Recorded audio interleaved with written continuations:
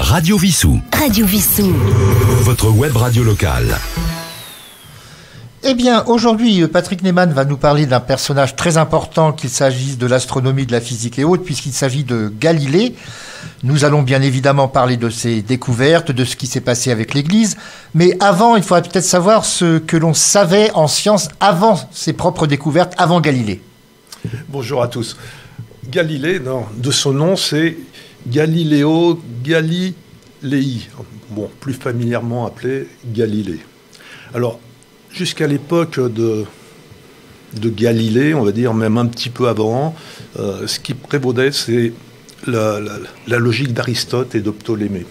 Alors, Aristote, c'est pas du tout récent, c'est en gros 380 avant notre ère, et Ptolémée, c'est à peu près 100 à 200 de notre ère. Alors, Aristote, lui, pensait que l'univers était séparé en deux mondes, un monde supralunaire, et un monde en dehors de la Terre, c'est-à-dire où tout est beau, c'est l'amour, et un monde lunaire, sublunaire, notre monde, qui lui est soumis à la tentation, à la corruption, à la haine. Et également, ce qu'il préconisait, c'est qu'il pensait que la nature était faite uniquement de 4 éléments, la terre, l'eau, l'air et le feu. Ensuite, tous ces éléments se combinaient selon qu'il faisait chaud, froid, etc., humide et sec. Ptolémée, un peu plus tard, c'est-à-dire vers à peu près entre 100 et 200 de notre ère, lui était fondateur d'une théorie qui va perdurer à peu près 14 siècles, donc ça va durer très longtemps, comme quoi la Terre est au centre de l'univers. C'est la théorie géocentriste. Ce modèle sera remis en cause beaucoup plus tard par quelqu'un qu'on connaît tous, c'est Copernic. On parle de révolution copernicienne. Donc Copernic, c'est un petit peu autour de Galilée, un petit peu même avant, on va dire 20 ans avant. Le XVIe siècle à peu près. C'est ça, 20 ans avant Galilée. Eh bien, il y avait en gros 3 savants à cette époque-là qui sont majeurs. Alors, on parle de ça parce que c'est important pour la suite, pour comprendre Galilée. Donc, il y a Copernic. Lui, Copernic, il a une vue vraiment comme quoi ce n'est pas la Terre qui est au centre de l'univers, mais c'est le Soleil. C'est ce qu'on appelle la théorie héliocentriste. Alors, c'était un Polonais, un prêtre polonais, un astronome. Il y avait ensuite une autre personne, un Danois, Tycho Brahe, qui était extrêmement réputé à l'époque. Qui est moins connu aujourd'hui peut-être. Moins connu aujourd'hui, qui pensait également la même chose. Et il y a eu un autre personnage qui va avoir son importance pour la suite, qui est Giordano Bruno, un Italien. Alors lui, il était philosophe. Par contre, il avait une large vue de l'esprit. En plus de penser que le système était héliocentriste, il disait que l'univers était infini. Alors là, c'était casus belli pour l'Église. C'était pas conforme du tout avec les Saintes Écritures. Il a eu droit à un procès retentissant qui a duré à peu près 7 ans. Et en 1600, il a été brûlé. Alors ça va quand même retenir un peu Galilée, qui était un savant de l'époque. Il était quand même convaincu par les idées de Copernic, mais ça l'arrêtait un peu pour affirmer haut et fort qu'il avait raison. Donc lui, il pensait, Galilée, qu'il fallait attendre d'avoir des preuves un peu plus fortes pour pouvoir affirmer ça. Alors ce qui est un peu compliqué, juste pour terminer dans les généralités, c'est qu'à l'époque, l'Italie, c'est pas un pays unifié, c'est complètement partitionné en duché, complètement indépendant, en république, en État. Et on sait les guerres entre Venise et Gênes, par exemple. Voilà, c'est ça. Donc, il y a des États, il y a des duchés, etc., complètement indépendants. Alors, selon l'endroit où on se trouve en Italie, Galilée avait tout à fait été en odeur de sainteté, ou alors c'était l'Église qui poussait le plus et qui va vraiment l'attaquer. Donc nous arrivons à la période où il va commencer... déjà, sait-on les études qu'il a pu faire? Oui, alors au début, Galilée est issu d'une famille de la petite noblesse de Pise. Son père tenait commerce, c'était plutôt dans la lutherie, musicien. Lui, là, il va entamer des études de médecine. En fin de compte, ça ne lui plaît pas spécialement. Lui, ce qui l'intéresse, il va pas mal voyager, même en étant jeune. Quand il se balade à Venise, il voit le port, etc., les bateaux, et à chaque fois, il est émerveillé par tout ce qu'il peut voir. Et il essaye de reproduire ça en étant tout jeune. Et ce qui l'intéresse, c'est la technique. Il viendra après à regarder les étoiles.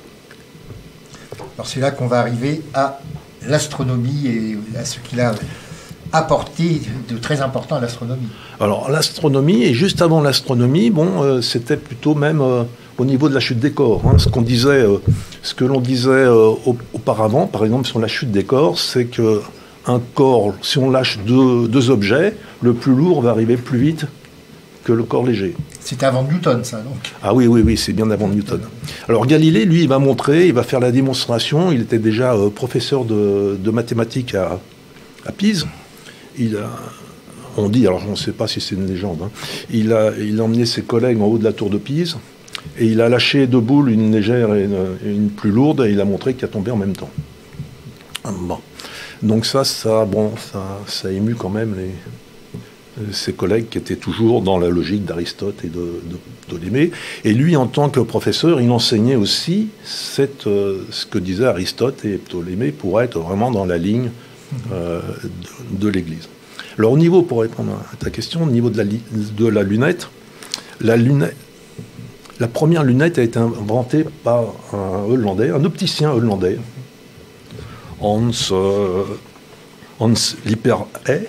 J'ai du mal à prononcer son nom, je ne sais pas si je le prononce bien d'ailleurs. Il n'est plus là pour nous contredire. Voilà. Et donc, Galilée s'en est vite procuré une, et donc cette lunette qui grossissait à peu près 3 fois, était faite avec une optique assez grossière. C'était pas terrible. Mais Galilée a tout de suite senti que là, il y avait quelque chose à faire. Et il s'est mis au travail, et il a essayé de fabriquer une nouvelle lunette. Et ils vont en fabriquer plusieurs, donc avec des grossissements de x6, x10, x30. Et au fur et à mesure, quand il a construit ses lunettes, alors évidemment, la première chose avec les lunettes, c'est de regarder les étoiles.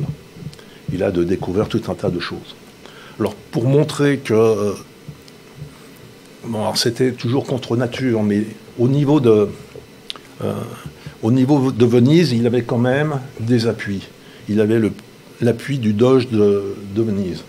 Donc il a convié, on va dire ça plus gentiment, le doge de Venise et tous les apparatchiks locaux à une démonstration de sa superbe lunette. Et là, ils ont été tous enthousiasmés. Et surtout, les élus locaux ont vu l'intérêt militaire de la chose. Les étoiles, ils n'en avaient pas grand-chose à faire. Et donc là, il était encensé, ce qui a donné un peu de bagou à Galilée. Sa lunette va lui permettre de faire des découvertes astronomiques très importantes. Oui, alors sa lunette, surtout la x30, donc il va découvrir des lunes de Jupiter, 4 lunes. Il va découvrir entre autres des choses que jusqu'à présent on pensait que la Lune c'était une boule complètement lisse. Eh bien, il va montrer que la Lune n'est pas si lisse que ça, mais qu'il y a des vallées, des montagnes. Il va même essayer d'estimer. Bon, là, il s'est pas mal trompé, disant que les montagnes devaient avoir à peu près 7000 mètres de hauteur, donc ce qui est un peu... Un peu trop. C'est un peu trop, mais il y avait de l'idée quand même. Alors, il va y avoir la Lune, mais il va y avoir aussi Jupiter, des choses très importantes. Alors, Jupiter, il va trouver des lunes, c'est-à-dire des satellites de Jupiter. Il va en trouver 4. Faut voir que dans les années qui vont suivre, on va en trouver beaucoup. On va en trouver, je crois, 96. Alors, des petites, des grosses... Et ensuite, Saturne, très important aussi. Alors, Saturne, oui. Alors, Saturne, il va voir les fameux anneaux de Saturne. Qui ne sont pas des anneaux réellement, d'ailleurs. Non, non, non, ce ne sont pas des anneaux, ce sont des grains de poussière et de glace qui tournent autour de la... Alors, nous allons parler après des polémiques et bon, de ces procès, mais avant, il va y avoir, ce qui va précéder, c'est un livre qu'il va écrire.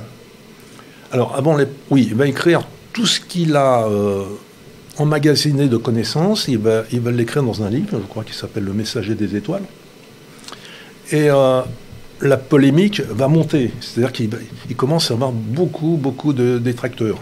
Mais les détracteurs ne sont pas d'un niveau... alors souvent des professeurs qui, eux, ne veulent pas déroger à la logique Aristote, Ptolémée. Donc à chaque fois, on va lui dire que c'est complètement faux, c'est de la tromperie. Et là, ça va aller de plus en plus loin. Alors, le gros problème de Galilée, c'est que en étant parti du côté de Venise, etc., lui, il a le mal du pays. Il a envie de revenir du côté de Florence. Bon, alors là, c'est pas gagné parce qu'il va y aller, mais là, il perd ses appuis. Par contre, Galilée, il a un appui de poids, c'est le pape Urbain à l'époque, qui, il connaît bien, etc., et on va lui demander d'écrire un livre pour expliquer les différences de théories. Et dans ce livre, il va faire des caricatures. Et ses opposants vont expliquer au pape qu'on tourne le pape en ridicule.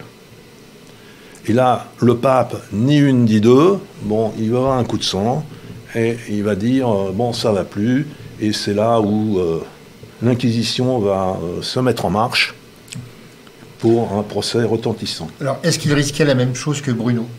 Ah, complètement. Et c'est ce qui lui faisait peur. Par contre, à la suite, donc le procès arrivera,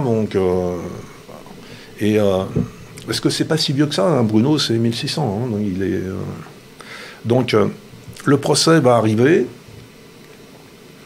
et il va être obligé de se repentir.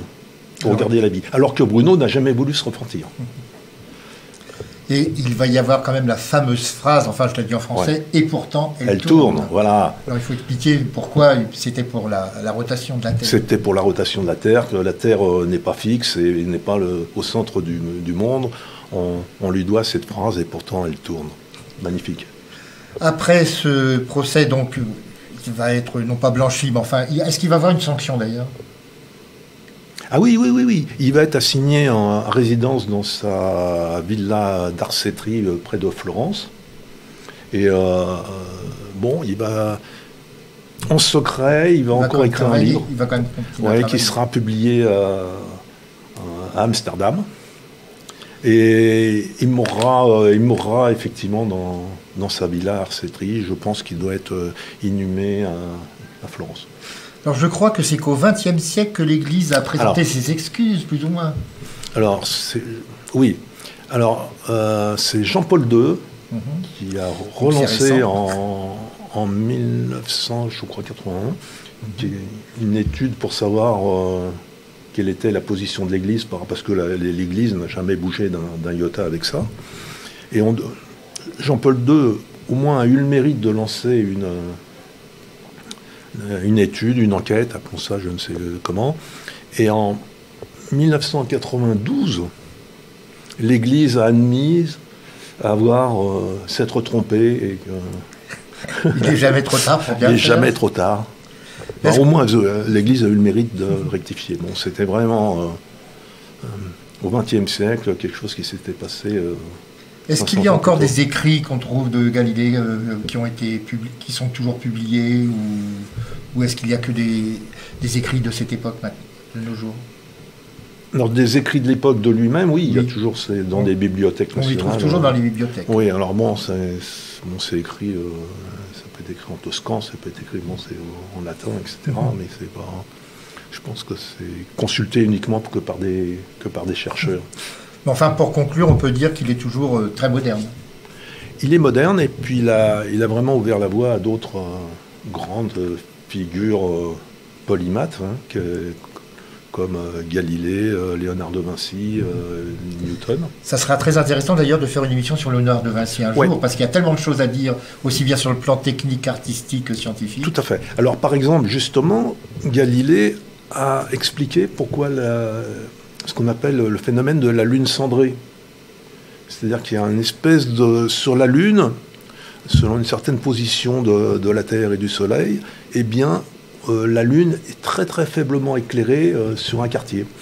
Et c'est pas l'explication, c'est que ce n'est pas le Soleil directement qui éclaire la Lune, mais c'est le reflet du Soleil sur la Terre qui éclaire la Lune. Et ça, Galilée l'a montré. Alors, quand on regarde ce qui se passe historiquement, quand on vient juste de parler de Léonard de Vinci, Léonard de Vinci avait écrit énormément de choses dans des codex qui ont été retrouvés, perdus à moitié, retrouvés bien plus tard. Et Léonard de Vinci avait déjà donné une explication de la Lune cendrée. Mais ça, on l'a su bien plus tard.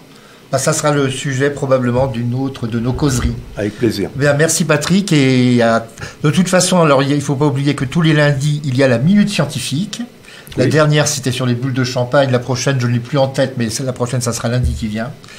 Et il y aura toujours avec plaisir ces causeries un peu plus longues. Merci à toi. Avec plaisir. Radio Vissou. Radio Vissou. Votre web radio locale.